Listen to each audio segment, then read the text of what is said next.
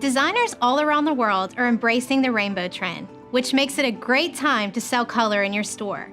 Today we will go over 3 tips for bringing your stones out of the vault and into the case to ignite some gemstone sales.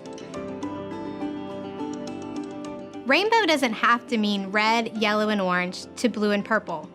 This year's trend can be interpreted through bold color assortments as well as muted assortments, even ombres.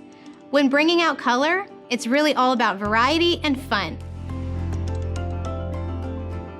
Showing customers inspired layouts is a great way to spark their inspiration and offers them several possibilities.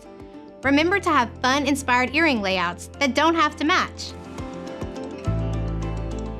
Finally, if you have some great one-of-a-kind stones in the vault, bring them to life in a simple layout. Showing customers these one-of-a-kind stones can certainly lead to a custom design sale. For more tips and tricks, visit Stuller.com. And for any of your gemstone questions or needs, give our team a call at extension 546.